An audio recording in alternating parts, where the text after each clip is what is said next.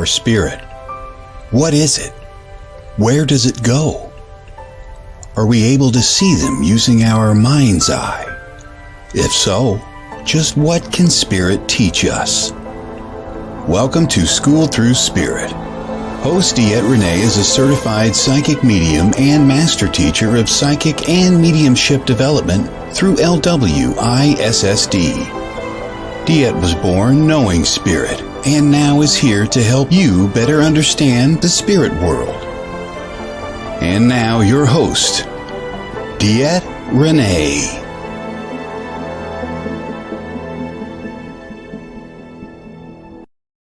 Good Monday morning, everybody. How is everybody doing today out there in this wonderful, wonderful Monday morning of cold and frigidness? If you are in the Midwest or upper part of the United States, whatever it might be, I just know it's quite frigid.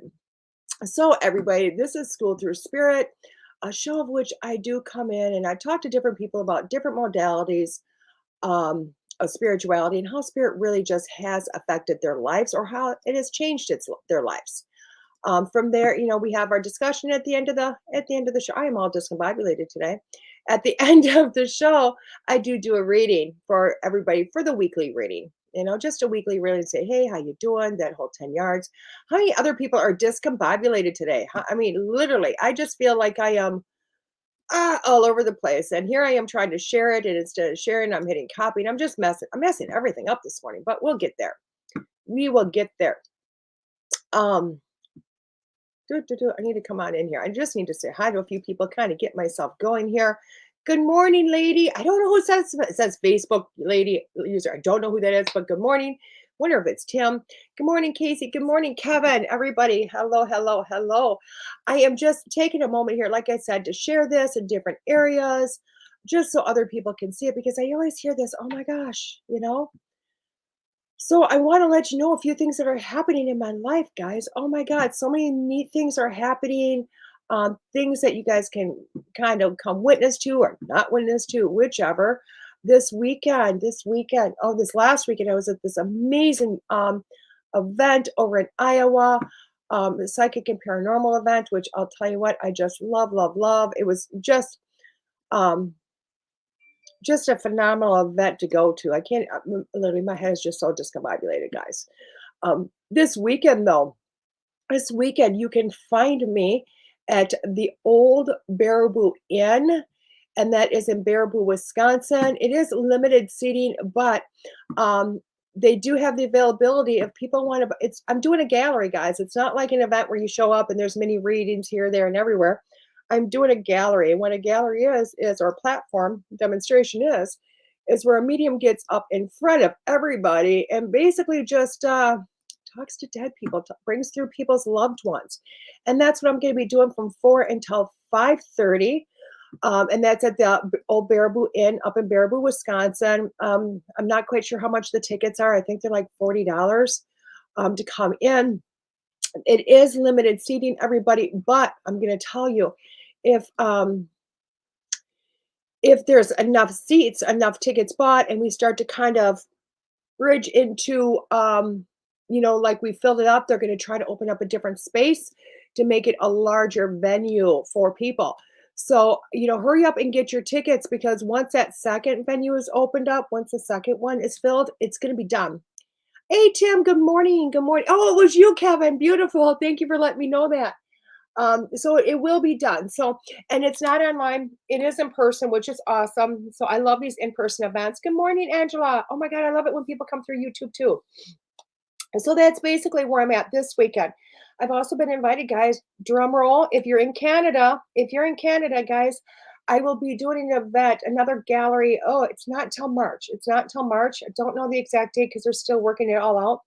But I believe it'll be March. Good morning, Miss Teresa. I'll be going up to Canada to do a gallery also, which is going to be really kind of cool. So a lot of exciting things coming up, a lot going on.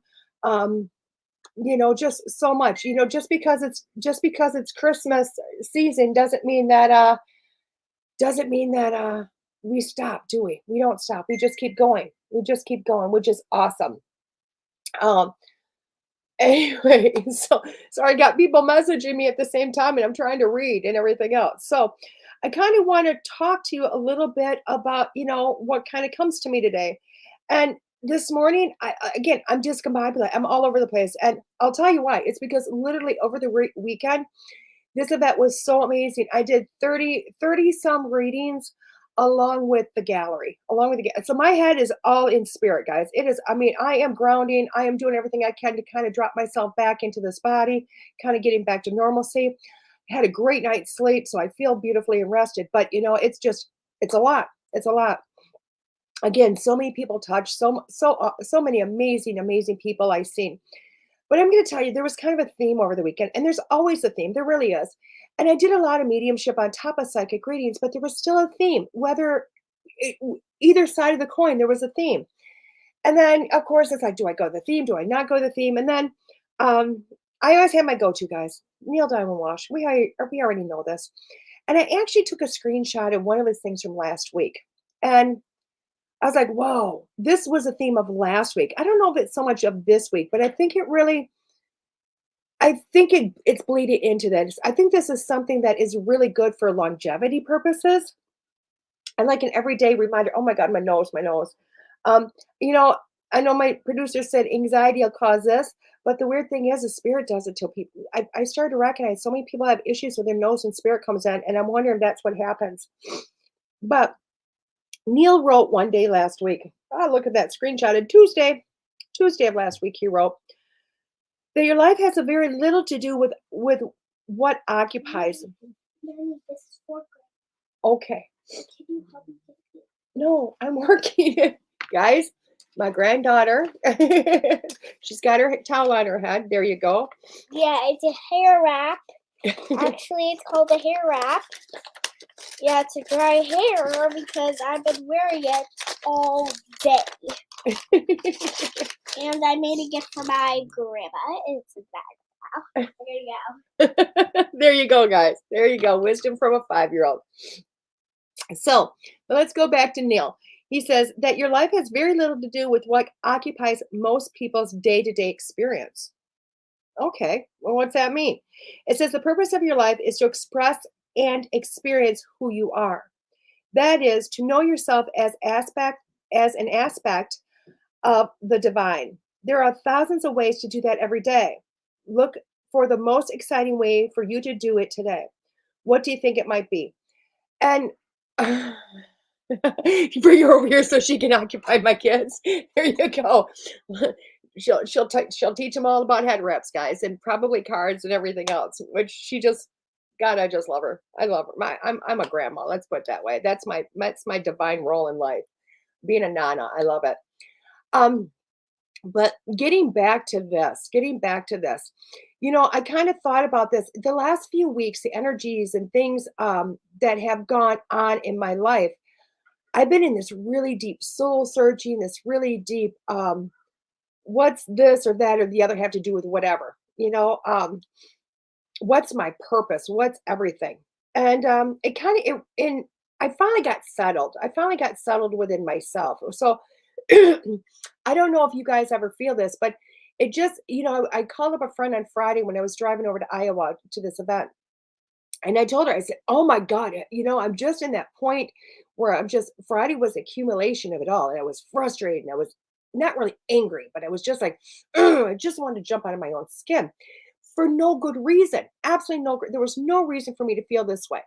Okay. But I couldn't get rid of it. And as her and I talked, good morning, Sherry. As her and I talked, I really realized that I had really gone through this really deep, deep soul searching, this really deep purpose. Why am I here? Why am I living where I'm at? Why am I doing what am I doing? Really trying to just dig deeper. And I know that's really kind of been, thank you. I did get home safe, which is awesome. But it's really been something over the last couple of weeks, and that was building. And then I found over this weekend that seemed to be a lot of trajectory for a lot of different people. And I didn't really notice it so much. I really didn't notice it so much other than, people are getting present and they're finding their way and they're a little frustrated. And maybe that's every day. I don't know. But I really noticed it this weekend. But towards the end of the event yesterday, I had a discussion with a gentleman. Lovely man, lovely man. Him and his wife are just phenomenal. And he asked me what I did. I mean, we'd seen each other at other events, and we've sat close to each other, but we've never really sat down and talked. And we had this beautiful conversation. And he asked everything I do. And I told him everything I do and the radio shows and this thing. He goes, "Oh, I didn't realize I'd been sitting next to a famous person." I said, "Dude, I'm not famous. I'm not even, no." He's like, "Compared to our life, you are." And I went, "No, really, honestly, no. All it is that I, on a day-to-day basis, I just try to enlighten or touch or show up for other people. That's all I do, you know? You can call me a medium, you can call me a psychic, you can call me a nana, you can call me a radio host, you can call me whatever. But really, all I do is try to show up. I try to show up every day. I try to experience my life. I try to find the joys in the small things. And I try to be my authentic self. Okay. Trying to be on my authentic self. And that really made me think, because it really made me think over my life. Again, going into that life thing. And I really thought about a lot of different aspects. A lot of times that it was like, one thing I got was when I get frustrated with other people. I mean, how many of you guys get frustrated with other people? Just get like, "Oh my God." And that happens. And I thought, when is it do I get frustrated with people? The sun. The winter is here and the sun has changed. I mean, rotation of the earth has completely changed. I swear. Um, and I thought, I get frustrated when people aren't authentic. They're not themselves. Some people might call it fake, chameleons, trying to make other people happy, but not being them true selves. That really irritates me. And then I thought, you know what? Am I that way? And I thought, no, not really. I mean, pretty much if I'm in a mood, you're going to get my mood. If I'm, whatever it is I'm feeling, you're going to get. You're going to get. Um, do I have a stage presence? I do, but even in that stage present moment, I am bigger than life. I am doing whatever I can to open up my energy and really put myself into that present moment. And then it made me think of other times in my life where people have criticized me. And one thing I will tell you, I've been criticized off and on throughout my life, where it's been brought up, is this aura of mine. Me and my aura get me in a lot of trouble, guys. I don't know about your aura, but me and my aura get me in a lot of trouble.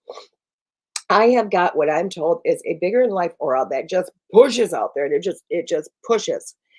And I have been told repeatedly by various different people that I need to learn how to control that aura. I need to rail it in. I need to bring it in.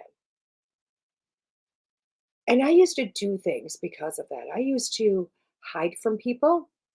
I used to try to suck it in. And when I suck it in, I'm miserable. I'm just miserable because that's what I do. When I'm upset or I'm bothered, I suck this in and I cocoon myself. And then somebody, and I want to say somebody very wise one day literally said to me, "Why aren't you coming around?" And I told her,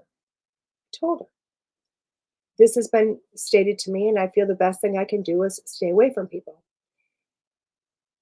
And she said that I was robbing her from the experience of me, and that I didn't have a right to do that. And I went, whoa. And I thought about that yesterday. And I thought, it's pretty deep. It's pretty deep. Because that's what life is about. It's about experiences. That's what our soul is here for, is to experience. I had this amazing weekend. And if you think about the amount of readings I did, I had individual experiences with every person that sat in front of me. Now, I don't remember them all. Gosh, I wish this brain had the ability to remember it, and I'm sure it does somewhere, but spirit gives me the blessing of forgetting it all as soon as it walks away. But it puts me in a present moment to experience each individual person and each individual person's loved ones on the other side, or their energy in front of me, and puts me in that present moment.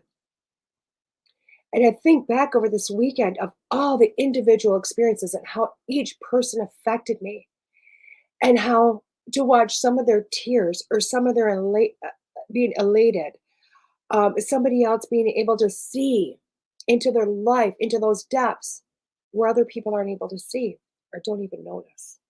Sometimes I think that's what it is the notice. And it's amazing to be able to look back and go, wow, because I put my place in a present state, I allowed my soul to really just experience, just experience.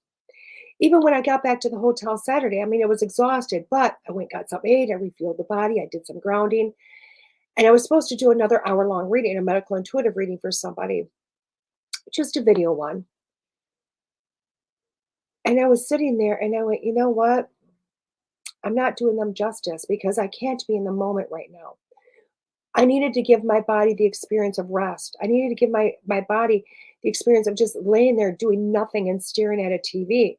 Now I know other people are going, "Oh my God, well, isn't that like a day to day?" Not for me. I rarely ever just lay in bed, turn on the TV, and actually just pay attention to the TV.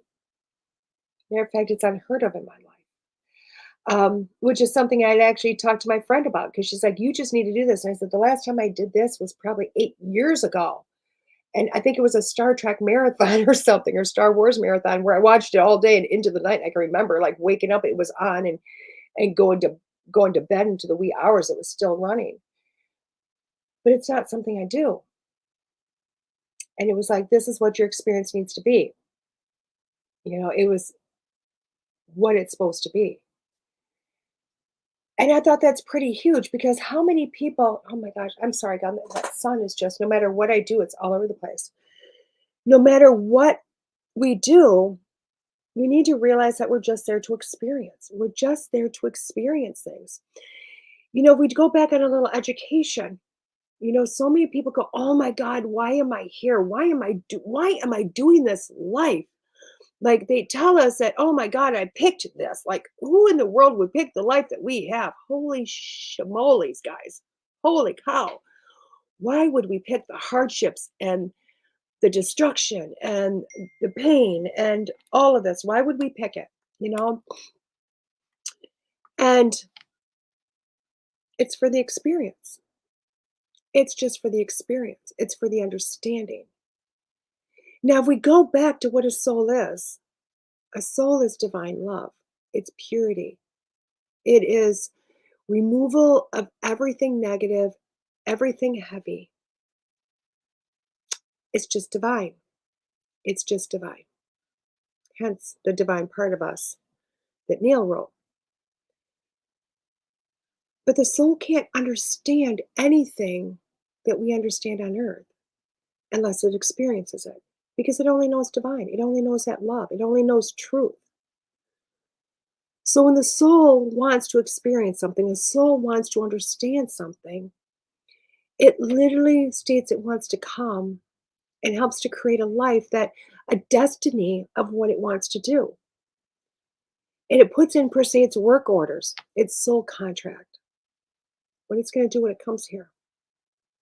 Now, when we get here, we do have a lot of free choice. Oh my gosh, in between all the points of destiny, because I'll tell you what, there's a lot of points of destiny. There's a lot of points in your life that are going to happen no matter what. It's crazy how many destinies you have. It's crazy. We always think of life as one big destiny, but it's not. It's multiple little ones. If you look over your life and you go, "Oh my God, that had to happen." Like, "Oh my God, it just had to," because it did. Things have to happen in your life. How you get from this point to that point is a whole nother story. Whole nother story. That's your free will. But the soul needs to come here to experience things. And the neatest thing is through this destiny, through this soul contract we have, we're arranging our life for all these amazing, wonderful things to happen for our experience, just for our experience. But again, we have that free choice. And within that free choice, there's a magnitude of other experiences, other points of understanding, other points of going, "Oh my gosh, wow, I get to do this, I get to do that." And that's what I thought about over this weekend.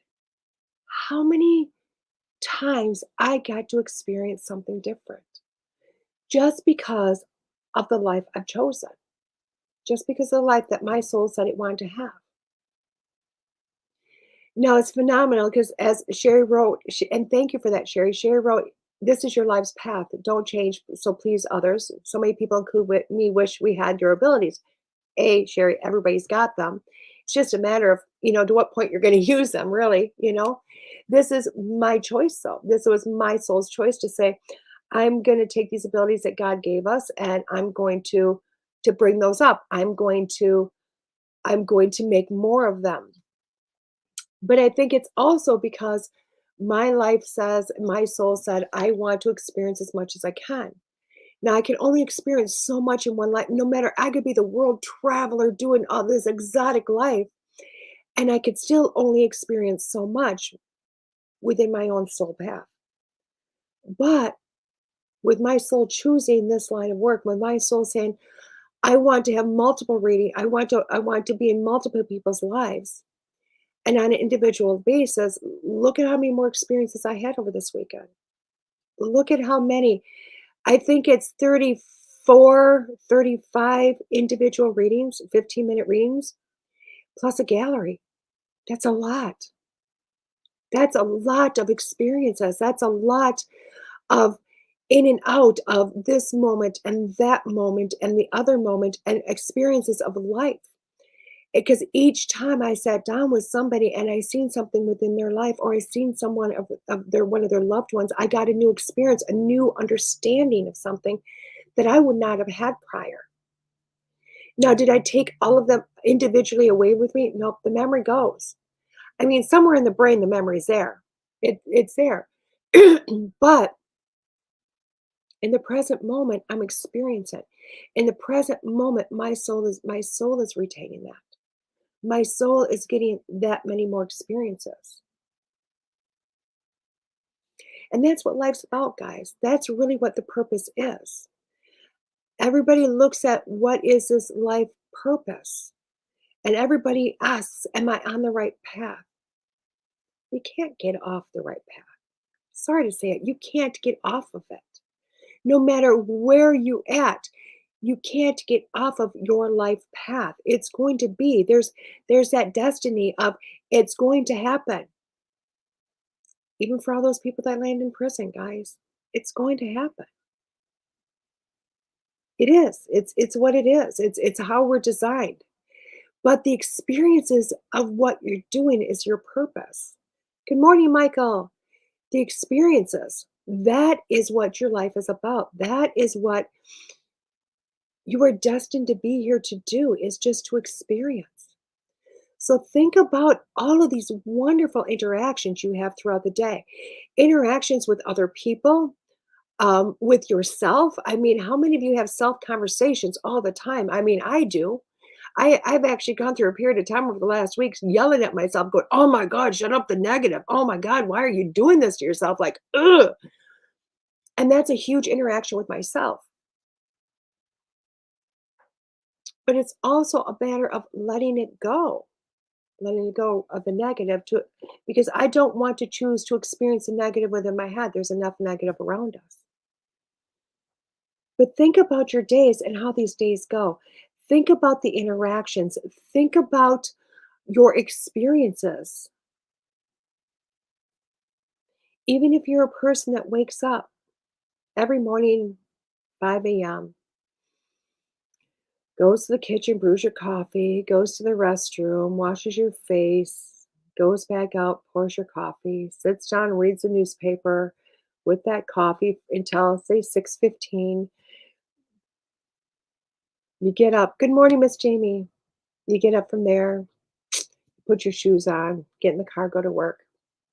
Do the same thing, come home, and you know how the night goes. Even if you're that person that you like routine and you like the comfortability of that, you still have a lot of things within your life of interactions, a ton. It can be the news, it can be somebody calling, it can be on your way to work driving, seeing the beauty around you, or even the angry around you. All of those are experiences. All of those your soul is taking in.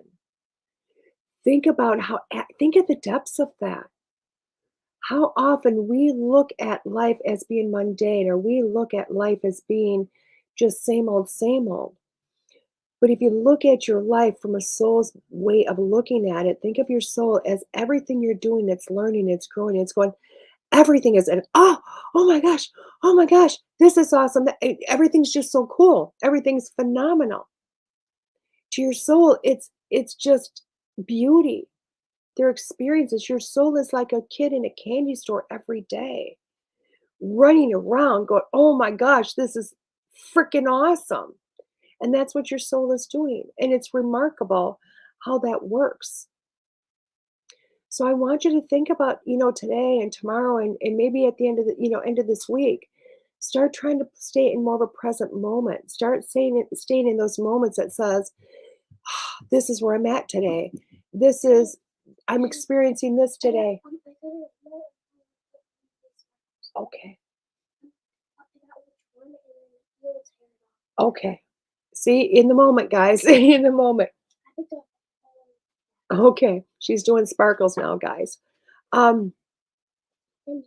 With that being said, though, guys, spend every day paying attention to your days, see the experiences within them, enjoy. Okay. With this being said, I'm going to take a quick break here. And when we get back, we're going to bring in Miss Cheryl Murphy, our weekly guest this week. And this is DeEtte Ranae with Schooled Thru Spirit on WLTK-DB.com.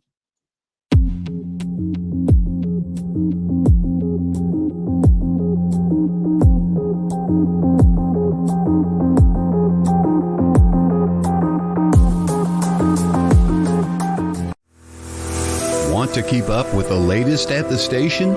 How about catch up on your favorite shows on the go? Download the free WLTK-DB mobile app on the App Store and Google Play. Watch, listen, and shop right from the palm of your hand. The WLTK-DB mobile app. The truth is here and now. Get yours today.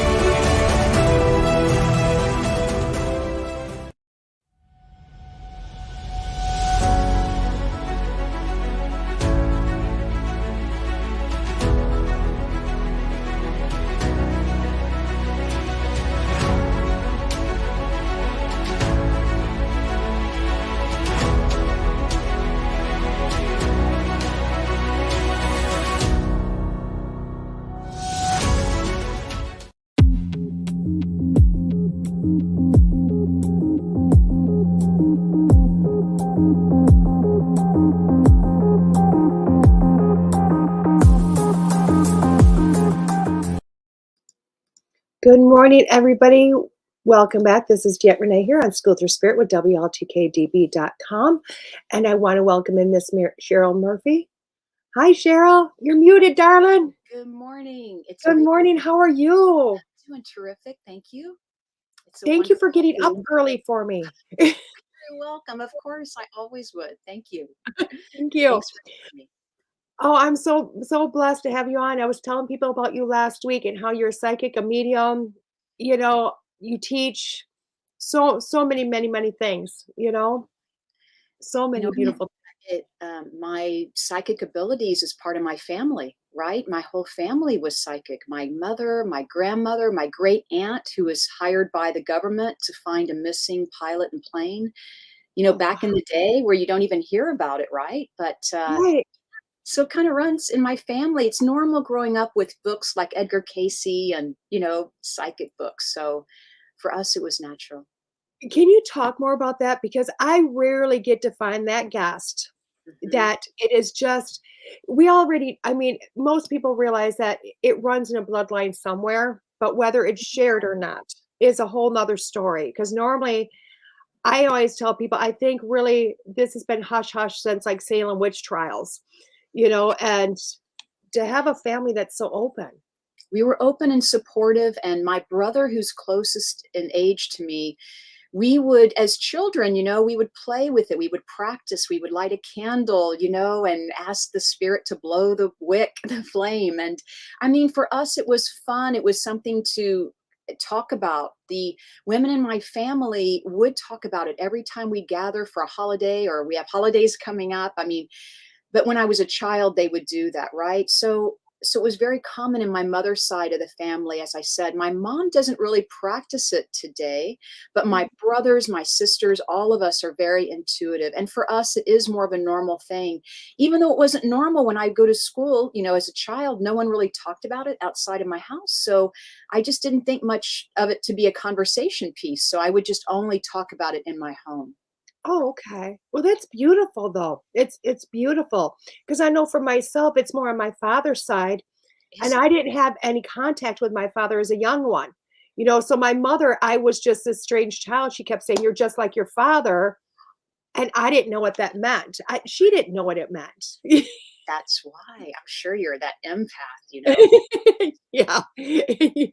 I would clarify it as the know-it-all kid. Know-it-all kid. I love it. The Yeah. know-it-all kid, that one that irritates everybody and nobody knows why they know it all. So so over in California with this, did you always go into the career of psychic mediumship work, or did you do other things and then fall back into it? I did my work as a medium, as a psychic on the weekends or, as a side job, kind of not even a job. I just did it on the evenings, on the weekends, and I had a career Okay. in healthcare. But then one day, my angels came to me. It was very clear, and they said, "We want you to do this full time. So no more part time. We want you to do this full time, and we'll help you." And really, this was several years ago, about 8 years ago now. And really, they helped me. They helped me get my business started. They helped me attract people to work with. They helped me really even move to California, which really helped my mediumship grow. Mhm. Because I was living in Colorado at the time, and I had several wonderful intuitive friends in Colorado that I'm still in contact today. And I still go out there every year to teach classes in the summer. So I love that. But right, so I did this as a side job kind of thing, just like evenings and weekends, but now it's my full career. And I'm so blessed because it's what I always wanted to do. It's just that we don't know how. We didn't know how do you do this? How do you reach people? Right. Yeah. So Spirit even, I even said, well, I need someone to help uh, me create a website. I need to really want to tell the world that I'm here because that's how the computer was, the internet, all of that. Right. I was living in a small town. So once again, it just worked out where the right people lined up. I was able to support myself during this growing phase, which really exploded as soon as I launched my website back in the end of the Mayan calendar at the end of like 2021, I think in December. I launched my 2012, excuse me. I launched my website, and really within a month, I got to tell you, it was divine. It really was divine intervention because I met so many fabulous people. I was able to do the work online because many of us were just starting to work online. Mhm. Right. So it's been a joy ever since. It's really a passion that I'm so happy to share. Yeah. I love that. I love that because I've been watching you. I've been watching you since, I started to see with Alice and Kelly, Mhm. and I can't even talk because I started watching them back when I met them, I think in 2015, 2016, something like that. So, and then I watched you kind of join their threesome, made a threesome. I was like, wow, it was so beautiful. It was. So beautiful. And, I met them right about that same time, right? And I met them at the same place at the same time. The three of us, all of a sudden, were in the same meeting area on the same day. And I'm like, oh my God, this is synchronicity. Yeah. Yeah. It's beautiful how that works. Because for myself, I met them, because I certified with them. Cool. But I wasn't in their realm yet. I was that one. I certified, but I was not a believer of me. So I was very, you know, you know how it is when you first start. Yeah, you know, you go from doubting or questioning to experiencing to stepping into a belief or even a knowing now. And so that's the process. It is a process. It's not something that may happen overnight, and it is through people's own experience. I always love to do practice and exercises with people to teach them, to help them feel their own energy, their own spirit, their own soul, and then they reach out into the spirit world, right? Yeah. Yeah. Isn't that huge? Yeah, it's It's huge. huge. It really is. Because when I teach, everybody's like, "Why are you teaching me about my senses? Like, I already know how to see and hear." I'm like, "Do you? do you? You know, I can't teach you the spirit world until you know the physical, you It's know? it's so true. And to honor that, and to honor that, and to know that, when you're doing this type of work, it's very emotional at times. Mhm. It has to be very emotional because we are using our senses. So you want to take care of yourself, use self-care practices also, Yeah. because you are working with, loved ones. You're working with your own guides and angels. So there's a lot there. There's a lot to learn. There's a ton of so I don't think the learning ever stops. I Mm-mm. really don't. So you talked about being in healthcare. Where in healthcare did you work? I was in the medical field. I was mostly in dental work. I was mostly helping people who with anxiety on the side also. So I Okay. was doing emotional work actually, right? Yeah. So not only managing dental practices where you deal with people coming in with fear or you deal with people, stepping into something unknown, but also I help people counsel with grief. So I was already in I'd say grief counseling a little bit or anxiety helping because I could see their aura. I could see Okay. the energy field around them, right? So I would always ask spirit, what can I do to help this person? And Yeah. so I was working with people, working with the afterlife, definitely. And that's what I was leading towards because I know so many people, especially healthcare and hairdressers.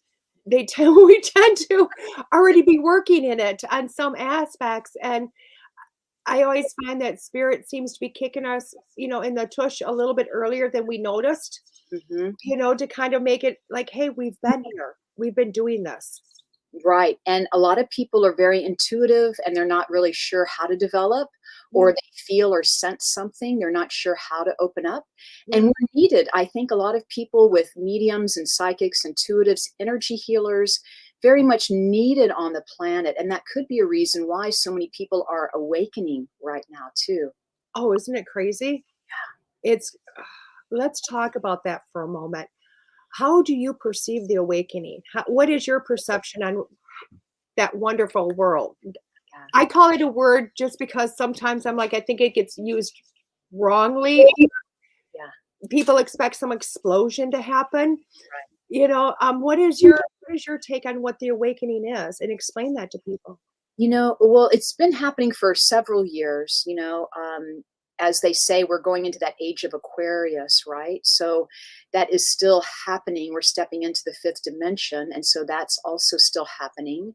And the fifth dimension is all about, being a self healer and manifesting more quickly and really creating more easily, where it's not a world of no pain, no gain. That's the old thought system. Now it's about celebrating that you are the universe. Mhm. The awakening, what I want to talk about though is, as you mentioned, going into 2019, when COVID came upon us and we had to stay home, I feel a lot of people had spiritual awakenings at that time during those past 3 years and still even today, because we are at home and your aura, your energy field, which is around you, it expands when you're in love, right? And it closes in when you're afraid because you hold your breath, so you Mhm. pull in your energy field. So when you're at home, you are open, you're more relaxed, your energy field is open. And because people were losing income, they were losing employment, they had to think of ways to be more inventive. They had to think of opening their own business. So here we are, all the inspiration starts flooding in. What can I do to make money? How can I open my own business? Maybe this is a chance. I really put myself out there like I've always wanted to. That creative side really, I think, opened up the spiritual awakening because people started asking the bigger questions. Mhm. Yeah, I tell more people I think the pandemic was, I hate to say it, maybe a good thing for everybody. It's hard it was financially and on health, and Mm. sometimes we need those things to wake us up, Right. and they happen, what, about every 100 years? Right. And also to teach people about getting back to Mother Earth too. I think that's very important. I think we've gotten away from Mother Earth Yeah. and how she can heal us and take care of us. And so I think that's also another big awakening that we're having even still today, thank God, because we need to care for her. She's such an empowering healer in her own right, and Yeah. we can tap into that sort resource too for our own our own healing, our own facilitating. I love that. Yeah. So how do you go about doing that? Because for myself, I love to go for those walks in the woods. I like to regenerate. I use Mother Earth just to regenerate myself, and probably a very simple form. But how do you teach people to do that in different areas? Well, I love the hiking. Anything to do really with the physical body, anything to do with gardening. I'm gardening. That's what I do. Even taking yoga or exercising, even eating and bringing energy down into the stomach, even connecting with, excuse me, colors of Mother Earth, just wearing earth colors sometimes. But I love to teach people about grounding, right? And I know you've probably taught this many times, that we can't really tell people enough how important grounding is. And you're getting that with your hiking and Yeah. gardening, but it really is connecting our feet on this planet. A lot of people are in their head. They're in a lot of mental energy. Hmm. Always want to say, look, you really do need to take time to meditate, or take time to sit in the stillness of the energy, of your own energy, and breathe and connect with Mother Earth, and send that energy down to the center of the planet, and then draw up her energy and have it come right up into your heart. Yeah. Yeah. It's wonderful, because as you're talking, I'm thinking I just did a huge event this weekend where I did literally like 23 meeting readings on Saturday, plus a Mm, gallery. goodness. Not to mention what I did yesterday. And of course, you come out of that energy, and no matter how much you're trying to ground and get back into reality, it just takes a few days. And I'm thinking about my garden area out there that has got probably 6 inches of horse manure on it that it's composting in. And I'm like, I need to just go out there, unfroze the ground, because I'm in Wisconsin.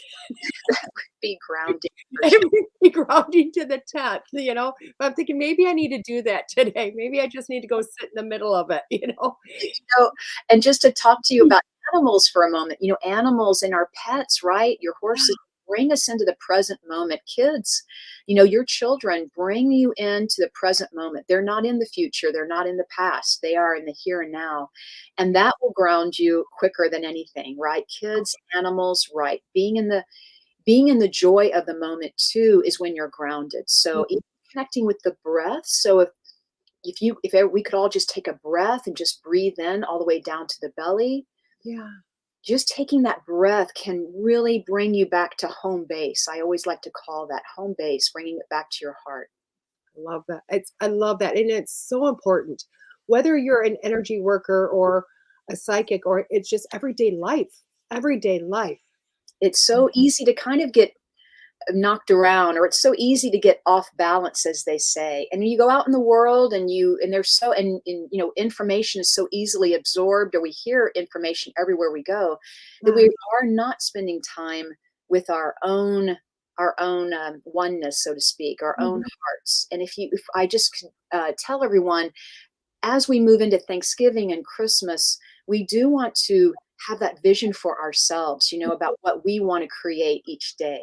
Right? I call it kind of design your day, right? Go into the world, go into today, think about how you want to create the day, and then see if that doesn't happen for you. See if you can't contribute. It's just about being mindful.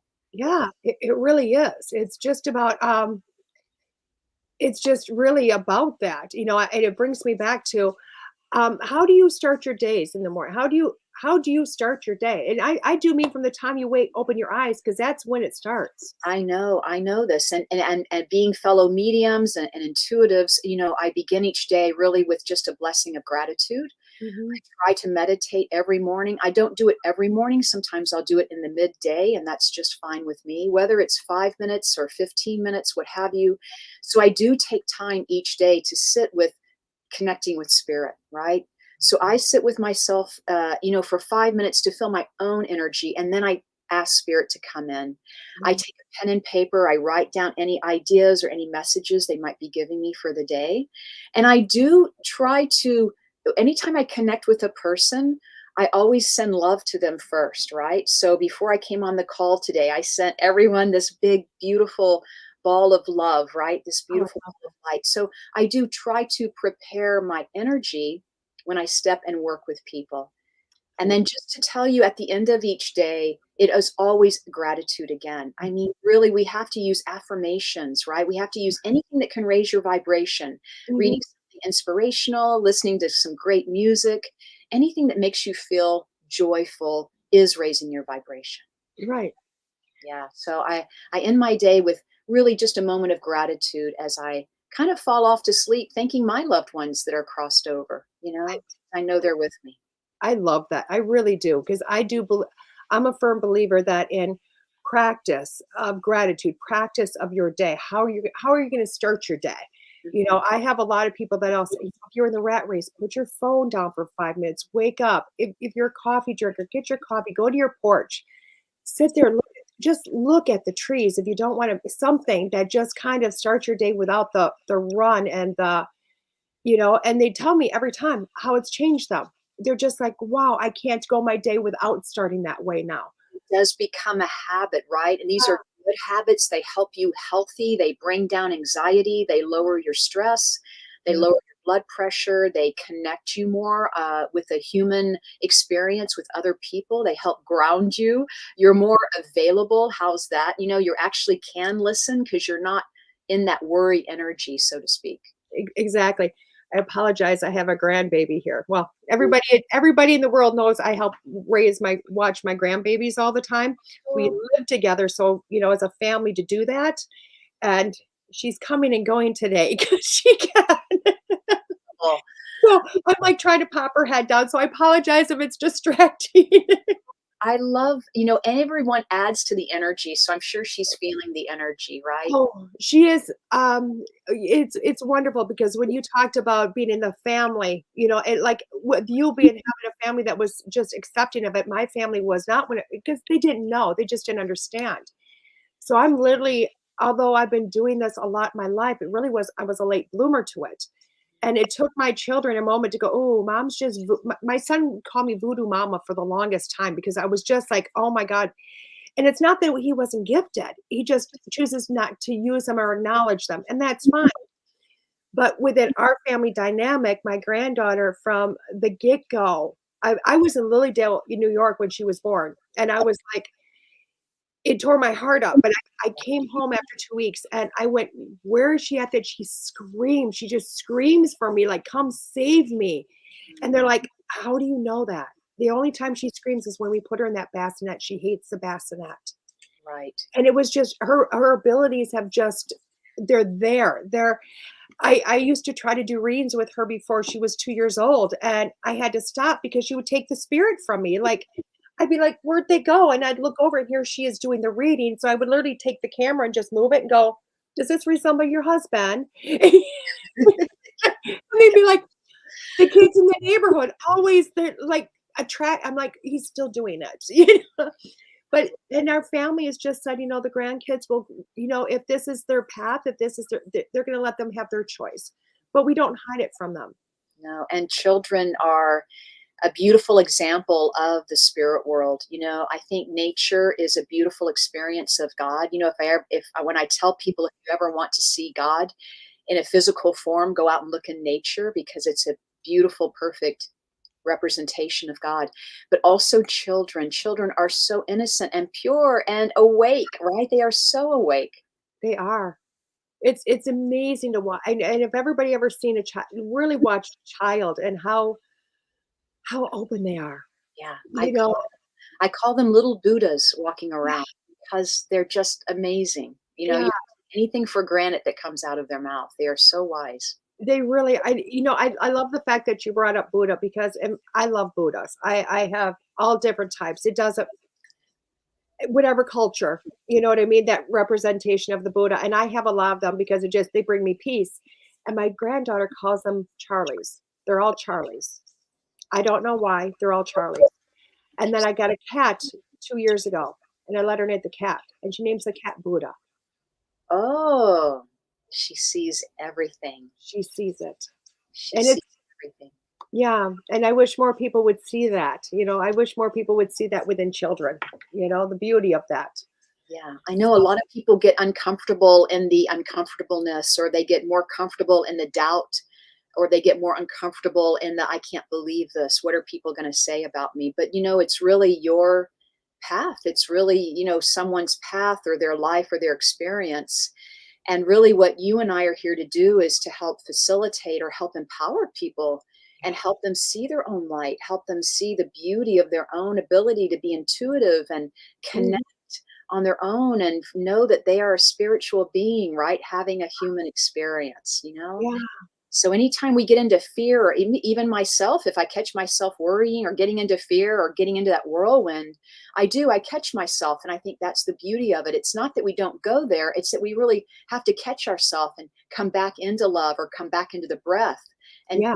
acknowledge where we are, acknowledge the feelings that we have, and know that they are our teachers. They are showing up in our life for a reason. And they are in some way opening us up, you know, to even more compassion, you know, more grace is what I wanted to use that word.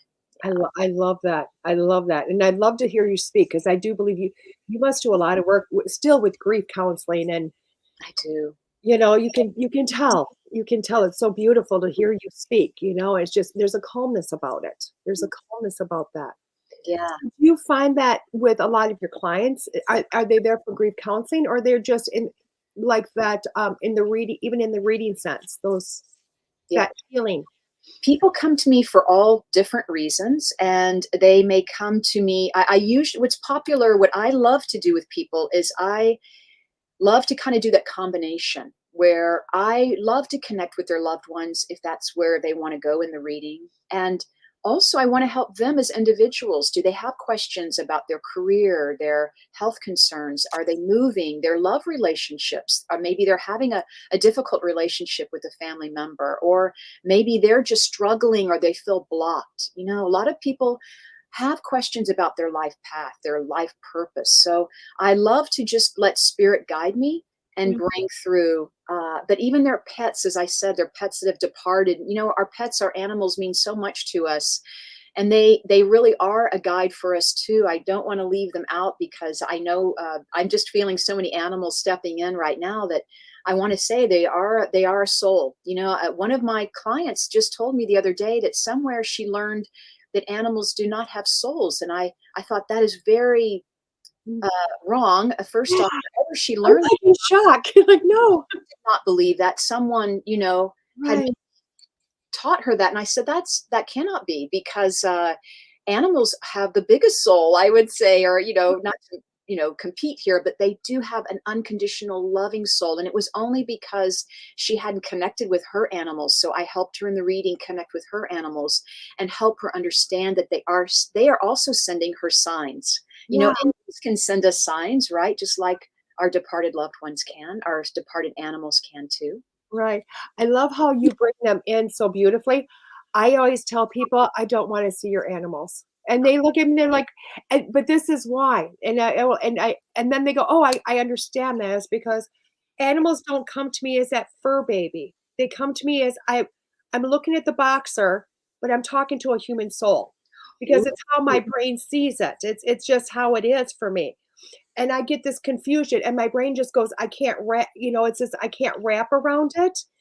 And then and then of course, then they question it. And it brings me back to a reading that kind of got me to go, oh, I don't know if I can do this. It's my own fear, where the soul of this animal had gone back many times throughout the lifetime, you know, just kept coming back beautifully.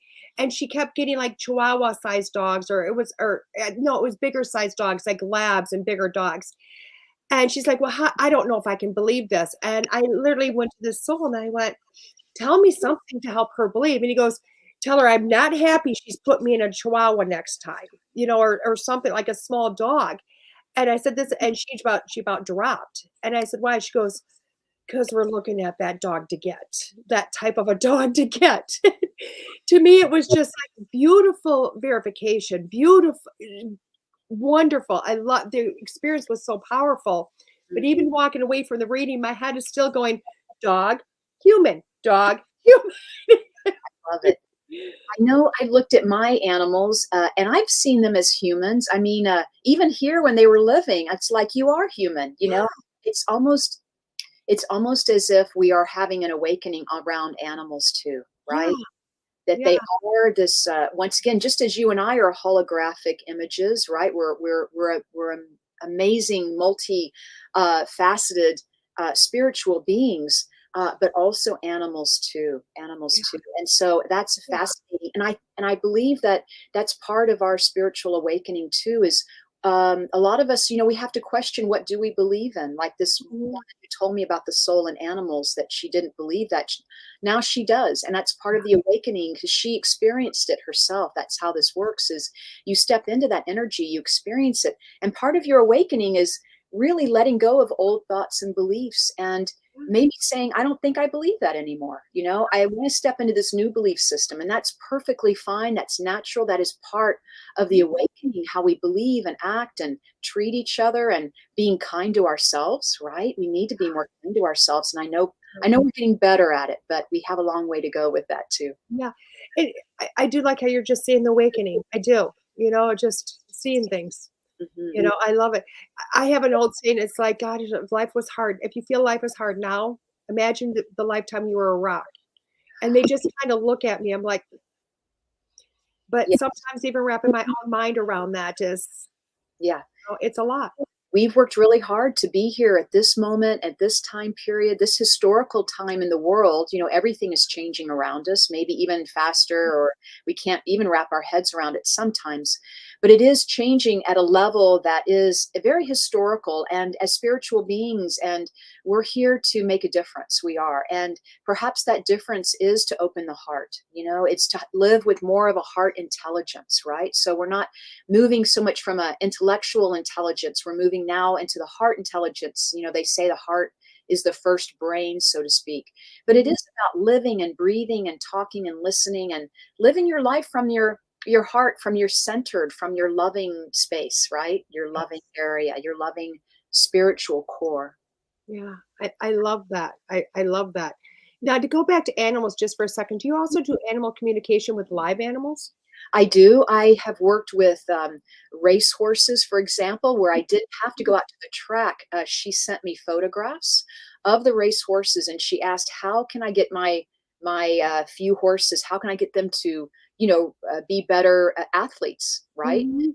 Because maybe one of them were having a physical ailment or emotional, what have you. So yes, I do work with physical animals. Even people who ask me if they should get another animal, right? They have this woman, I have a client of mine, has a cat, right? She's Mhm. asking, should she get one more cat, two more cats? Should I bring anyone else into the family, right? Because very sacred energy animals, right? And they do, the more respect we show them, I Mhm. believe it's kind of a two-way street there. The more respect they will have, and they feel that energy coming off of us, they feel that vibration and that love that we have for them. I do. I worked with a dog, talking about my career as working in dental healthcare. I worked with the woman and her dog, and absolutely her dog had a tooth problem. And I picked up on that. Isn't that funny? That because I had that reference in my library, so to speak. I had that experience in my life, and I Yeah. was able to communicate with this German Shepherd, and the dog's owner. Sure enough, took him to the vet. He had a dental appointment, and he had a tooth problem. So it's just amazing that Yeah. we think we know our animals, but I always invite people, see if you can take it to another level. See if Mm. you can really trust that gut instinct that you have, that little voice that comes before the doubt, and see if you can't listen to that, because that's them talking to you. I love how you just said the little voice before the doubt. Yeah. So powerful. Is because the doubting voice will come after, and we can kind of count on that to happen, right? That's the ego just saying, it's the doubt, right? It's not real, it's not happening, you're not psychic or intuitive. But it's really the first voice, the inner voice, the innocent voice. Mhm. And I believe it's more of a feeling voice too. Not only do you hear it, but you might have a little tug at your heartstring, or you might have a little gut, twinge there, so to speak, because it is that gut instinct that I want to encourage people. Yes, go with that, listen to that, trust that. And trusting and surrendering, two big words in our field, right? They're huge. They're huge. Yeah. And I do you still struggle with some of your trust and doubt even in the field? I do, because my audience gets bigger and bigger, or I'm working more and more in this. And, Right. and I have my own life, so to speak. And if I step away from it, I trust that when I come back into it, it'll still be there. But it's kind of like getting going again. And also everyone's different that you're reading, Mm. everyone's different. And so when I have to make sure that I'm balanced, or I'm centered. I want to make sure I've meditated for the day. I want to make sure that I'm there to maybe put me to the side and bring spirit in. So it Right. is really a constant practice. And really, they say, you do want to practice, you want to prepare, you want to, light that candle. Or I use a fragrance. I use rose water, for example, to start my ceremony before I open myself up to the spirit world. I love to light the candle, use the rose water, and I like to set the intention too. Setting our intention of helping others is so huge. It's really, and even setting your intention for the day that you want to have. And that's so beautifully stated. So beautifully stated because, last week I felt actually over the last few weeks, I felt a little off in my readings. And even though I feel a little off, it doesn't mean, obviously that the reading was off, but I felt off. And I thought about that and I went, oh my gosh, I forgot to put my intention out there. Sometimes we get into that habit of, oh, we just show up and do this, Mhm. getting that, and it's not it's not all that. It's literally just sometimes an intention statement. And I went, oh my gosh, for this last couple of readings, I went, I didn't put my intention out. I just expected to show up and sit down and go forth. You can And I was able to do it, but it would be so much more it's more powerful when we put that intention out. understand. And we all forget, or we all just step into the energy of trust, but know that it's still, that I'm sure that reading went as it was supposed to have Yeah. gone. But yeah, I want to encourage everyone on the call to really raise their vibration, and I think setting your intention will raise your vibration. Do you Yeah. think that as well? Oh, I do, 'cause, literally, I just have an intention statement that, invites everybody in. Just invite everybody in, and for me to receive the information in a clear, concise, and accurate manner for my client to understand, you Right. know? And I was literally stating, the clear, concise. I was forgetting to say, "Bring all of the loved ones." You know what I mean? It was like it was one small piece of it Hmm. that I, for whatever reason, was skipping over. Yeah. And it wasn't that it wasn't there and it wasn't powerful, but when I look back and go, wow, I made it so much more difficult on myself Mm. because and that's what it was. It's like we still can show up, we still do the work, but do you want, if you want to have a party and expect people to show up, they'll show up. But if you put out the invite, you'll get so many more. Oh, that is so well said. I love your example of the Yeah, party. That's such a yeah, good example. yeah. Spirit, even when I do my demonstrations or my readings online, I do a lot of work on Zoom. I'm doing most of my readings on Zoom now, or by the phone. And, I still get dressed up because I'm serving spirit, right? So I'm still preparing myself, right? Because I think if we set the intention, then it's going to be that much easier, as you mentioned, right? We have to prepare our space, right? I thought about that yesterday. I must have been channeling you yesterday, Cheryl, because I thought about that. Because even when I go to like an event, a Paracon or a psychic event or whatever, I always dress as nicely as I can, probably way too nice, Mm, for the event. And mhm. I look around, everybody else is in their, whatever their attire is. And they always kind of look at me like you're always in your heels and your dress slacks. But I'm a firm believer that this is how you show up for spirit. I can show up in jeans and a t-shirt to teach. Mhm. But when I'm there to serve spirit per se, I dress for the occasion. It's like going to church. It is. The universe is a highly intelligent, beautiful power of love, right? And when we step into that, we want to be sacred. We want to be reverent. We want to show respect Yeah. because what we are doing. And you and I, we give messages and we touch people's hearts, or we hope that that's resonating with them. We hope that that's happening for them. And really, what we don't know sometimes is the healing effect we have in our work. So we do present ourselves the best we can because we know that the spirit world is just infinite love and infinite healing in what they're capable of doing. Yeah, it's huge. Sorry, I'm like trying to, Yeah, you you have know, a the winter came and the sun trajectory has changed. Like the whole earth has shifted. You know, I have not had a problem with the sun for like 6 months, and all of a sudden it's back, right? and it's even changed from last week. So I'm gonna be off camera pretty soon. That's what happens, right? Yeah, you got to move your office or yeah. It's exactly it's telling the winter is saying it's just time to shift. It's time to shift. Yeah, time to shift. And, you know, really I think people are easier now that you mentioned shift. That reminds me that people are somewhat easier about change right now, like changing their lives or changing their future. And I want to say it's about living in the unknown, right? Mhm. We don't know what's going to happen. Things are kind of, or they were, you know, and maybe they still will be next year or what have you. We're not sure. But it is when things are unexpected and we don't know, we really have to live in the unknown and be comfortable with that. And I do also think that helps us be present. You know, we have to kind of live with what is, Yeah. or make the best of what is, or create something that we want that may be different from what we wanted last year. Yeah. And that's huge. That I Huge. I think a lot of people are looking over, um, as the year comes to an end, and they're looking over the past year and going, "Wow, I just the changes over the last year or 2 years, Mhm. are so dramatic and so dynamic." You, versus years past, just versus year. And I think it goes back to like you stated with the pandemic and having to alter the way you make an income or whatever you do. Mhm.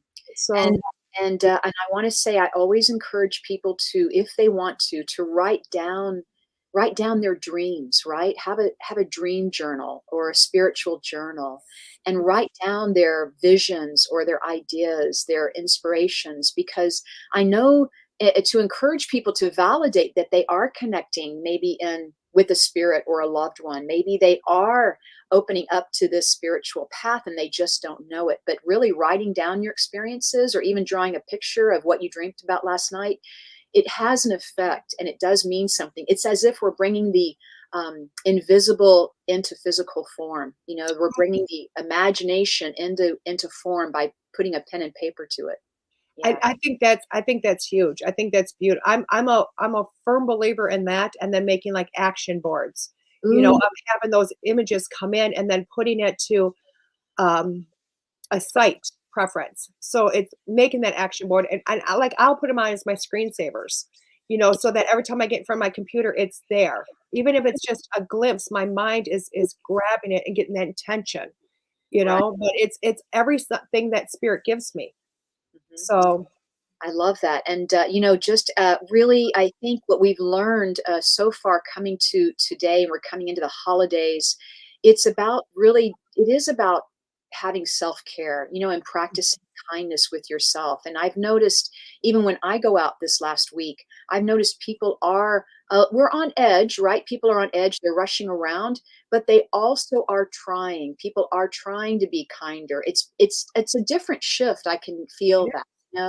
There is something happening where people are saying, hey, we need to take that moment for our fellow human being, our fellow man, so to speak, and, step to the side or let them go first or say hello or smile, right? But we need to always come back to home base and come back to, hey, how do I feel? What's my intention about going out today? And really practicing self care. It's not about rushing through this world, as they say. It's about taking that breath in and knowing that you are a miracle, like you are a miracle, and that you may be someone else's miracle and you don't even know it, right? Oh, exactly. I mean, that right there, I think speaks volumes. Speaks volumes, because just as simple as going out and telling somebody thank you or Yeah. smiling at them. I'm a firm believer of, especially during this period of time when you go out to go shopping and the clerk just looks so drained of Mhm. telling them how beautiful they are or dressing by their name tag because they just feel like, oh, somebody noticed me. Absolutely. It's that Yeah, small. It's the smallest things in life that can change people and really change the intent. Because that I address her by her name halfway through her shift that she's struggling with, and telling her, thank you, I appreciate you, and have a God bless, whatever it might be. all of a sudden her attitude changes for the rest of the day. And then think about all the people that she impacts. Mhm. Every how many minutes she's impacting somebody new, and it It makes makes a a difference. difference. It makes a difference, and always to know that, we don't know what's happening in someone's life, we don't know what's going on, and we don't know what each person is struggling with. But if we can practice our sensitivity, it really does have that ripple effect, right? Yeah, We want to have that ripple effect of love and light out into the universe, out into the world. And I really do believe we can change this planet, or we can make things better. We can help raise that vibration or lift others up, and it will ripple out. And that's as easy as energy is. Energy is everywhere, right? it Energy is. is everywhere. So if you wish someone a goodwill, or if you say a prayer for someone, that is being heard. That is Mm, being delivered, so to speak. yeah. And it's amazing because somebody at the event over this last weekend, I haven't seen him forever. And he looked at me, he goes, "Do you mind if I light a candle for you tonight?" Oh, And I went, tears. "Yeah." I was like, "I would love to." He goes, "I always ask, but it's my thing." And I thought, what a thing to have. Yeah. You know, I'm not Catholic, but it goes back to the memories of TV or whatever, of seeing that candle being lit, Mhm. or um, those powerful things when you have grief or you have those situations, people lighting candles for other people. It's such a powerful intention and adding in elements into it, and just Really. wow. That is, heartfelt. I could tell Yeah, that meant so much to you to have it that does. gift. Because to me, it's like, wow, it's somebody to care. Mhm, And then to see how my life is gonna be affected by that, mhm. because it's so much more powerful, to have that intent. So, I don't know what his intention is. I didn't ask him. I was just like, I know it's gonna be positive, but now to see what the ripple effect is going to be, which will be amazing. And that the ripple effect from what I and that just reminds me to talk about our loved ones that are departed, that are in the spirit world. Mhm. I do believe they're not only helping to support us on our path, but we're helping them. We help them. I believe that when we say, hello, I love you, I'm thinking about you today, I know that they receive that. I know that's come through in my readings. They know that we're thinking about them. They know that if you were there when and they're passing, they know that you were holding their hand. They know that you just went to the hairdresser the other day, or they know that someone lit a candle for you. Like, they are also very intuitive, and they're also receiving healings when we say a prayer. So it's okay to pray for your departed loved ones, connect with them, talk to them. You're not holding them back. Mhm. You're not keeping them from doing something else. They want to be with you. That's what they want to do. They want to be here and to support you, and to really make our life easier. They Mhm.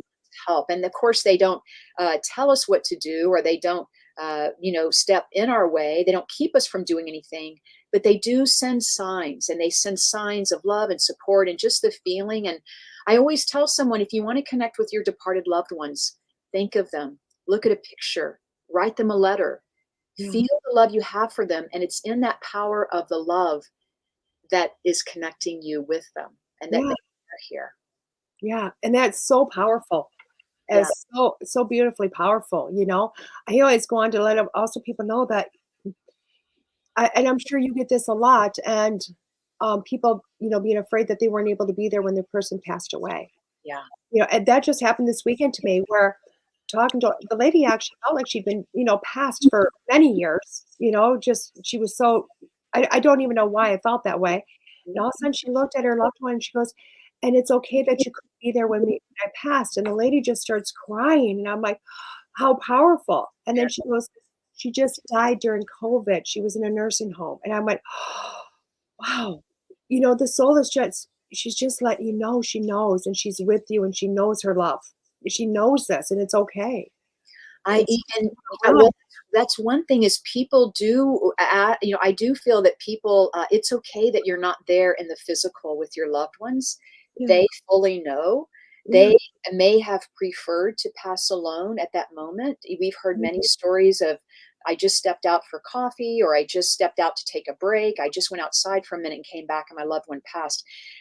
Because that is important. It is important to know that they are not on earth time anymore. They are in spirit time. And in some way, they are with you. They are with you. And in some way, they knew that, you were going to step out of the room for a moment. So in some way, they left when they felt most comfortable. But it's certainly nothing to feel bad about. It's certainly nothing to, and it's hard though for people to take that in and understand that.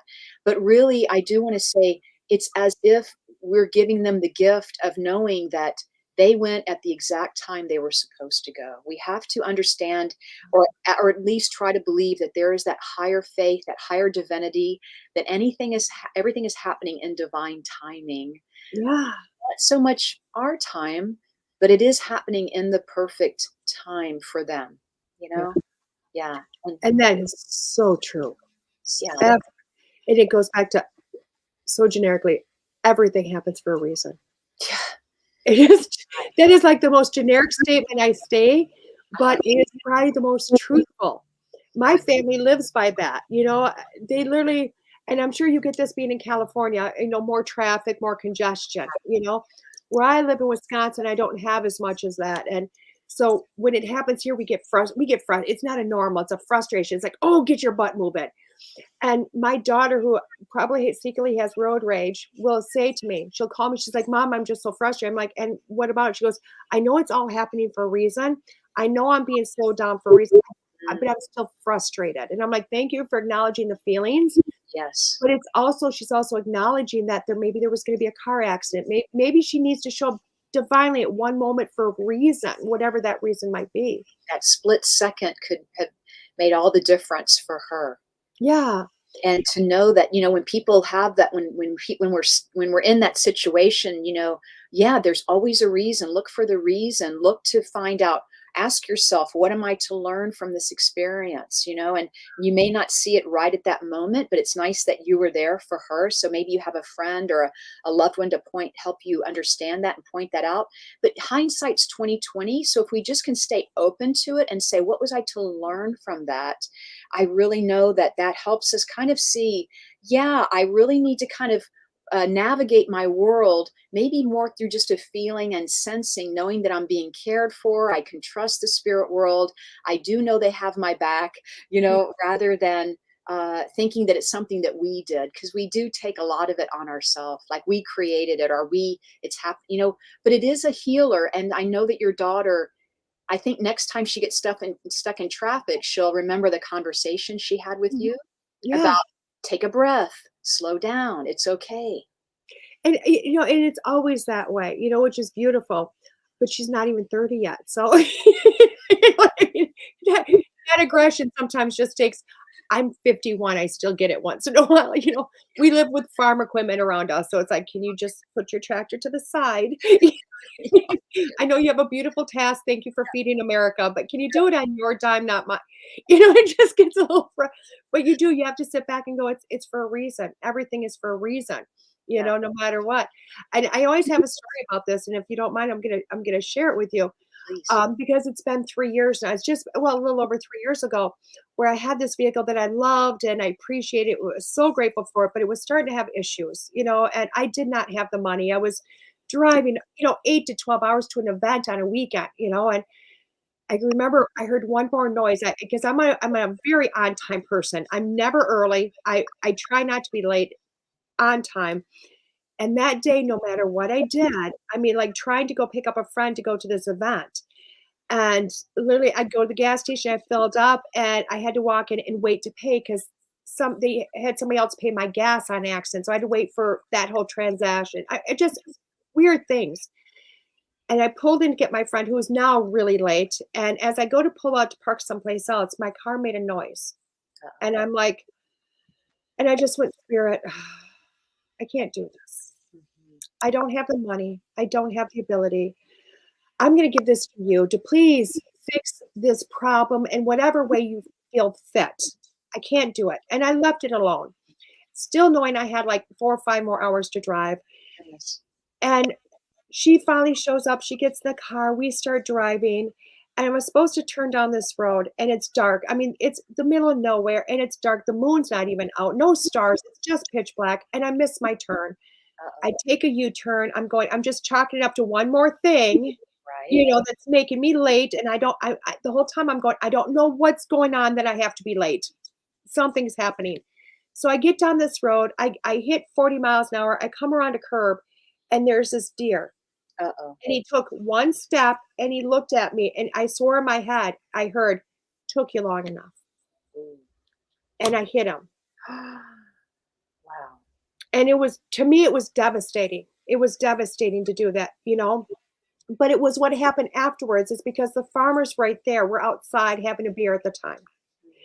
And they came over to help immediately. But the first words were, "Are you okay?" And I said, "Yes." And the next words is, "Can we have the deer?" And I'm like, if you really want it, but he is a pig farmer. So he was doing the transaction of life. And honestly, if everything did not happen in divine timing, Mhm. you know what I mean? And all of that. Does that make sense? I mean, something that was so dramatic in my life when I look back, Yeah. it was like I said that prayer. Everything had to happen exactly how it was going to happen that day for everything to Yeah. pan out. To Yeah, I help. know it's a dramatic story, but I think about it every year now at this time.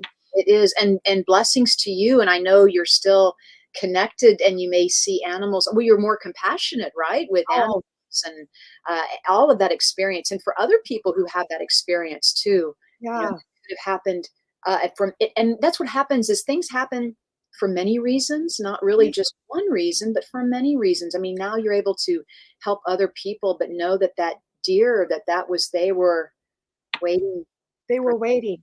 It was like divine. And it's the second part of that is I struggled for a long time after that and I couldn't figure out. And I have this beautiful chiropractor who does energy work. And he literally went, "That deer is joined with you. The energy of that deer has joined." And I went, Wow. lessons there, lessons there, Yeah. Big you love. know.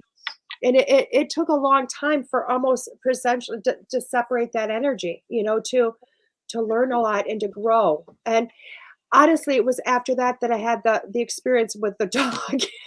Went, "Oh, too hard, too much."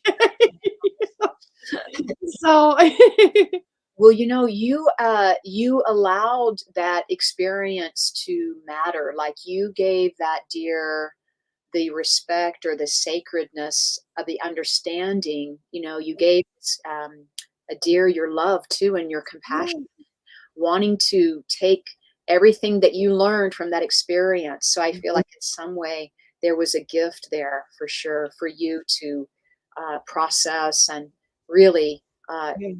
yeah, really touched you deeply. And people don't understand that, with this story, it's not just about divine timing, it is about how individual experiences touch us. They And it, affect us. yes, and it's the soul. It was a soul, and it still is a soul to soul connection. Mhm. Whether people have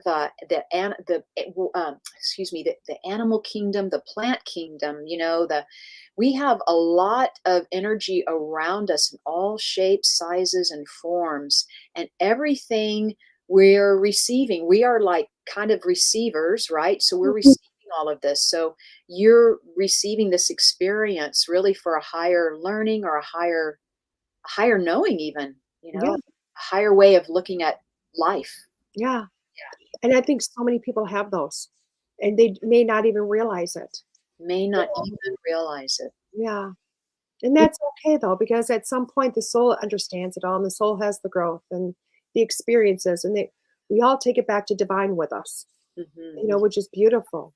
Yeah, and we get touched so deeply in so many ways throughout our day that we may not give it attention. We may just don't take the time to say, wow, that really impacted my life, or wow, that really, and we want to process that. We want to take in what we've experienced through the day and what we're grateful for and what we're struggling with too, because the struggling is also part of our path on this planet. I mean, we are really have a lot of challenges. We have a lot of challenges, all of us, and we're all in some state of transformation. That is so apparent, that we are all transforming into, I think, better people, but better souls. I do believe that we are realizing our power as co-creators of this universe. We do have an impact on what's happening on our planet. We do, which is huge. Yeah. So what do you have coming that people can join you with? Thank you. Well, on every Sunday night, I have a healing prayer circle. It's free to join. It's online. People can join through my website. I do have a couple of events happening that I'm really excited about. I have December 1st coming up. It's an online event with Thomas John and Kat Devine. That's coming up December 1st online. Also, every month I do my small group reading events where I only work with 8 people online and everyone gets a reading. So I love those. That's called my Circle of Love. And my next one's coming up December 19th. Oh, I love that. Now, do you know Maria Verdici also? Do. She was on last week. She was. Oh, yeah. Wonderful. I think of her, especially in New York. I think of her because they have a lot of snow. And She's actually in Michigan right now, so she's kind of being saved. But her house in Lilydale, her and Michelle Bars, their house it's under. It's under. Oh, how wonderful. Yes, I'd love to connect with her again. It's been a while, but I try to keep up with her because she's very busy as well. Yeah. You guys have similar stories, not the same, but similar, just similar energy, beautiful energy, both of you, just so beautiful. I love it. I hope many people come to find you and learn from you and experience you. And I thank you so much for coming on and sharing your story and your wisdom, because so beautiful. You're welcome. It was a pleasure being with you. Yeah. And you also have a radio show with Kelly on this network. So I'm so excited about that. Add that and let you know that, I have a radio show on this network on Wednesdays. So on Wednesdays at 4 p.m. Pacific time, medium Kelly Eckhart, she's one of the me, Allison Kelly. So and Kelly are doing a radio show every Wednesday at 4 p.m. Pacific time. So everyone, please join us there. This week, we're talking about holiday tips on grounding. Because some people, they are feeling the stress, the holidays. We all go through that. So that's our topic for this week. I love, and trust me, everybody needs to watch. Everybody needs to watch or listen, because that's huge. Yeah. And I think I'm trying to ignore the holidays because I know Thanksgiving's coming, but it just doesn't feel like it yet. Coming on, and it's going to be this holiday season. It's definitely going to be one of caring for your loved ones, but also caring for yourself. I really think that we can get out of our heads, and we need to be more in our hearts. So I think grounding tips this Wednesday is going to be very helpful for a lot of people. I think it's going to be beautiful. I know I'm going to watch it. So thank you. Thank you so much, Cheryl, for coming on and joining me again. It's just such a pleasure. I appreciate you. Thank you so much. It's lovely to be here today. Lovely to be here. Thank you. And for everybody else, I'll be back in a few moments with Schooled Thru Spirit on WLTK-DB.com for your weekly reading.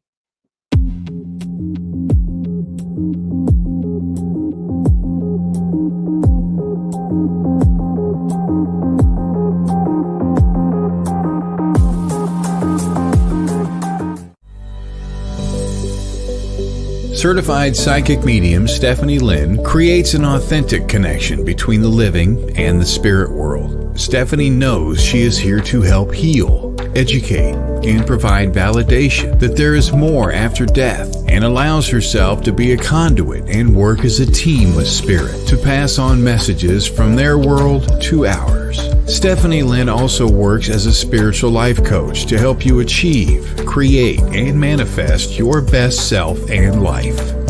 Looking for help communicating with an animal? Searching for a past life regression therapist? Or dealing with a paranormal experience? Stephanie Lynn is here to help. For a list of full services, visit her on Facebook under Stephanie Lynn Spirit Sensitive. That's Stephanie Lynn Spirit Sensitive.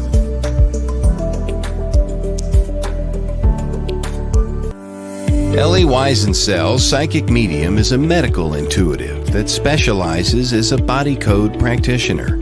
As an energy healer, Ellie offers additional services that allow her modalities to be intertwined with energetic healing. Within your subconscious lies information that knows everything about you and why you deal with specific conditions. The subconscious can be considered the blueprint to your entire body. With Ellie working physically with your subconscious mind, we detect what negative emotions are trapped and where they are stored within the body that is causing you your emotional and physical pain.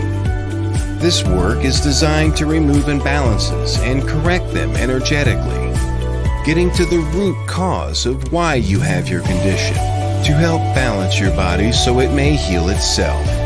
Your body is infinitely wise and wants to be in balance. The body code is not only gentle for humans, but it is also a gentle process to help animals. For more information, contact Ellie Weisensell at the website below.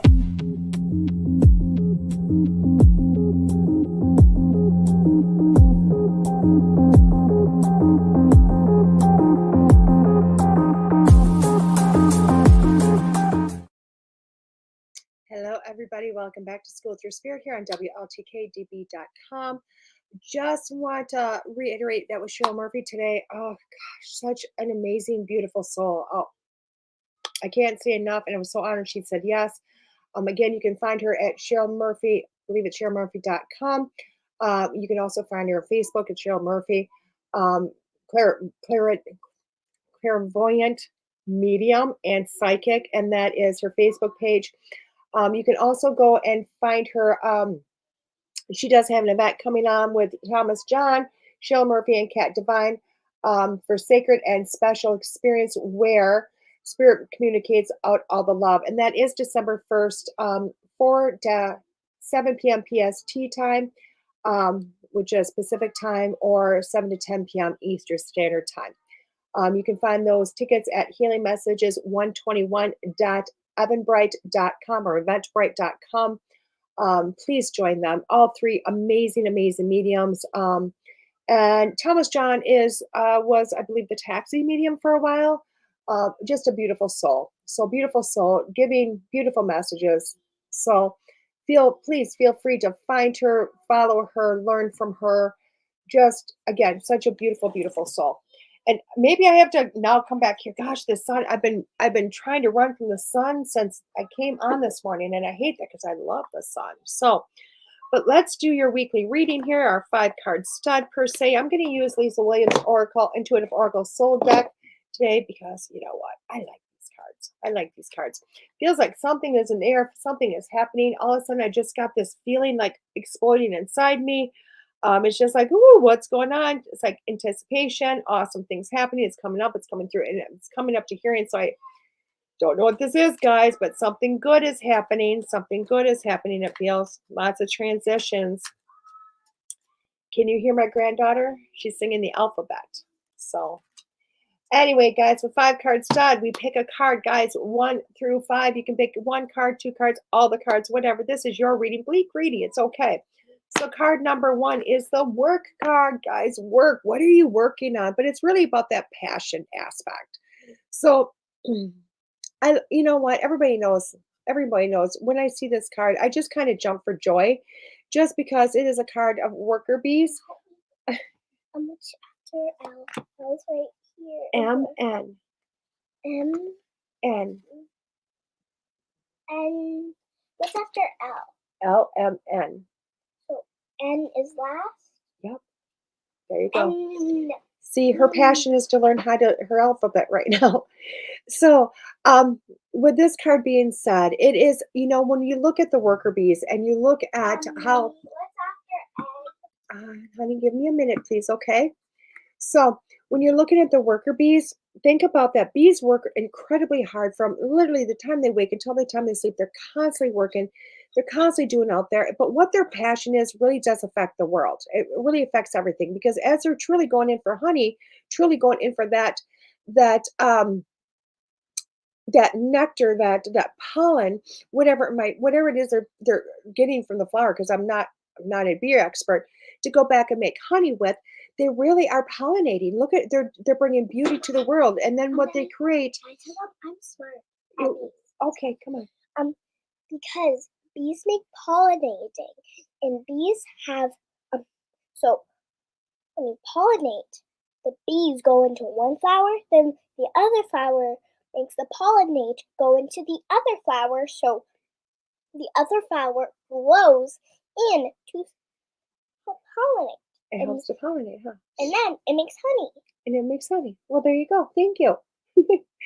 So, so this week, if you pick number 1, it's more about that finding that teamwork, finding that passion, bringing this all together to realize that, you know what, you're not just doing this by yourself, you're doing this with a team, and that you're going off to really make the world a little bit better a place. Beautiful. Okay. So number 1 is really that work, but it's success within the team, within your passion, and bringing that all together. Card number 2 is being equal.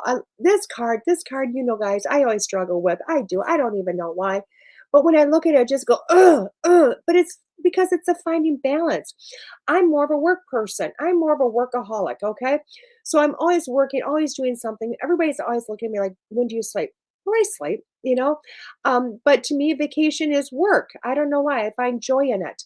But it's finding that balance. And it is about finding that equal yin and yang. It's finding, you know, you need to ground, you need to find something within yourself that balances that work aspect. So it's not too much play, it's not too much work, but finding that equal balance within yourself that you need. Okay.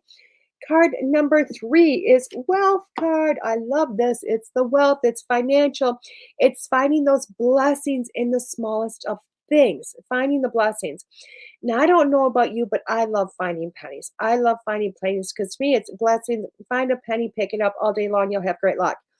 But I think it's about the small blessings. And it really is. It's about finding the worth in everything, finding the worth in the experiences, finding the worth in all of those small things that happen, because all those small things add up to other things. Okay.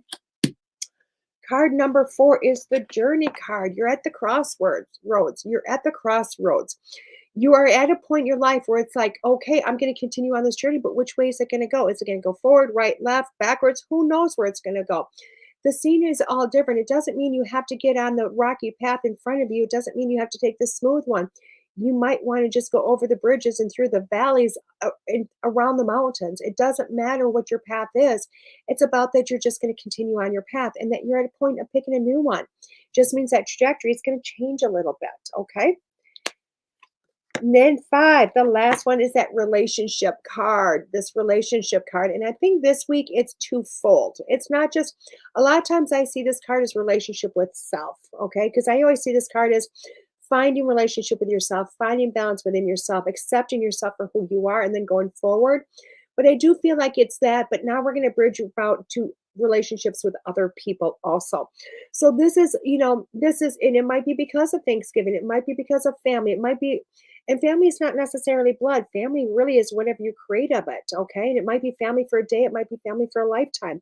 But I do feel like it's like this relationship that you have yourself, and now you're sharing this self with other people, okay? And allowing people to experience you, okay? So hopefully that makes sense. Card number 1 is that work card. It's that teamwork, passion, bringing it all together for a better success for yourself. Card number 2 is finding that balance. And finding that balance and acceptance of life needing to have, it has to have different things to make you a much more balanced person. Number 3 is the wealth card. It's finding that the blessings in the small things and letting those things accumulate to what they are, which is phenomenal. Card number 4 is that journey card. It is, you're at the crossroads. Things are going to change a little bit. The dynamic of life is going to change a little bit, and that's okay. It's okay that path might change. It's beautiful. You're on the right path. You're never going to get off of it. You're just changing the scenery of it now. And card number 5 is that relationship. Finding relationship with yourself, and now that you've done that, it's sharing your relationship with other people and sharing yourself with other people and allowing people back into yours. Now I'm going to tell you, if you're looking at these cards as a whole, wow, what a journey, because you are working a lot at yourself, this dynamic, and really bringing this all together. This is a week of kind of finishing up that individual soul work and bringing it out to the world. You know what I mean? Just kind of bringing it out to the world. So hopefully that makes sense for people. Oh, well, thank you. She's bringing me sunflower seeds. I love it. I love it. Look at that growth for spring and sunshine and happiness, huh? And I don't know where you're finding sunflower seeds, but there you go. Oh, They were in my book. They were in your book. Oh my gosh, how beautiful. Are we going to use those to cultivate something for the summer? Yeah, and then in the summer we can grow something, which I was starting to I thought if we made sunflowers, we would actually just make normal sunflowers. So it would, like, we have this little baggie for the sunflowers. So the sunflowers grow into new growing plants. Also, I have to tell you one more thing about pollinating. Pollinating will help plants make other plants. Makes the world a little bit more beautiful, huh?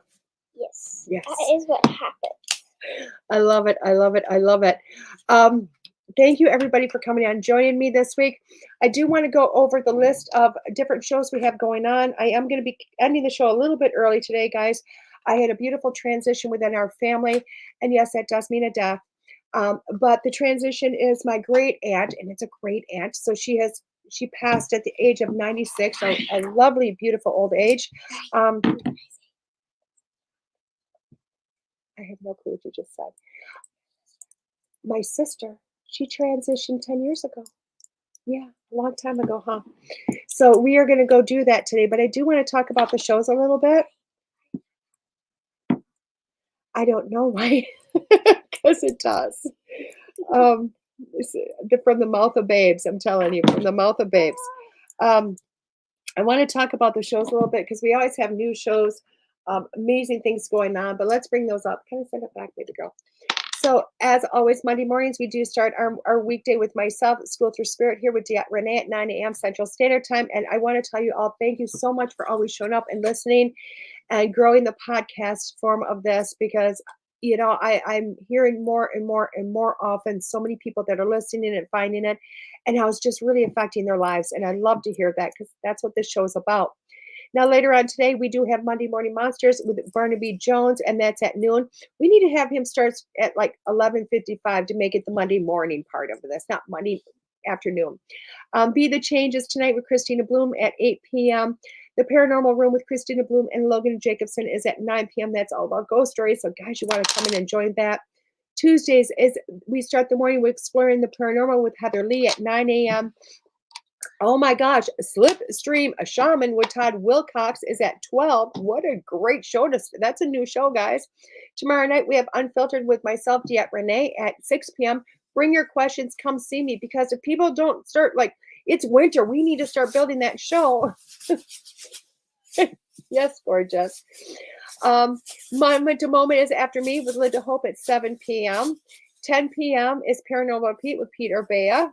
Adeline, chill out, gorgeous. I'm a cheerleader. You are. She's my cheerleader, I'm telling you. Wednesdays, we start with Deidre Sanford at 10 a.m., and that is a self-care show, the self-care show. Then right after that, we have the Psychic Hour with Kelly Brickle at 3 p.m. And Seeing Beyond with Kelly Eckhart and Cheryl Murphy is at 6 p.m. These are all Central Standard Times, guys. And Over the Target with Missy Hart and Nicole Ford is at 8 p.m. On to Thursdays is Chat with Charlie with Stephanie Lynn at 9 a.m. Then we go on to the Tyson's Gift podcast with Brandon Wainwright at 6 p.m. I'll tell you what, Thursday nights is a dynamic time to be watching, guys. Realm of Darkness with Rennie Rodriguez and Ashley Marino is at 7 p.m. And the Afterlife Chronicles with Nicole Strickland is at 8 p.m. Now, Fridays, we go back to the Psychic Hour reading show at 3 p.m. Kelly Eckhart, I'll tell you what, I had a reading with her this last week. Oh, my God, so dynamic, so awesome, so spot on, guys. Spot on. Show you don't want to miss. After that is the New Bridge Radio with Kevin Mackey at 7 p.m. He is back from the break. We've had him. He left for a little bit through the summer. He's come back for the winter. Another show you don't want to miss. And then on to that is the Haunted Voices with Nicole Strickland and Todd Bates at 10 p.m. Another dynamic show, guys. These are shows you really don't want to miss. So much content. We're always bringing in so many more shows. It's always so awesome. So please, please, please support our station. Come on in and enjoy it. Now, I do want to tell you who's on next week. Who is on next? I don't even know who's on next week. Cheryl was on this week. Who's on next week? Because we are going into... Oh, you don't want to miss next week. It is Torrin Athenson. I know I'm totally massacring her name, but Torrin is from she's Norwegian. She's from Norway. She lives there, born there, lives it, blah, blah, blah, and she's a healer. She is a dynamic healer, guys. I mean, we're talking, this lady has seen miracles like you wouldn't believe, and I'm sure she does not, I'm sure she plays them down, but from what I've seen and what I've heard, this lady is all healing, everything healing. She's a master of healing, and I really cannot wait to share her with you. She is just such a beautiful gem. And again, guys, she's from Norway, so she's coming in a different time zone than us. So with that being said, guys, I'm going to let you go because I do have to go on to celebrate a transition today. I hope you guys have a beautiful week. I'll see you tomorrow night for those who come in. This has been DeEtte Ranae on Schooled Thru Spirit with WLTK-DB.com. Bye-bye, guys. Have a beautiful Thanksgiving. The truth is here and now on WLTK-DB Talk Radio at WLTK-DB.com.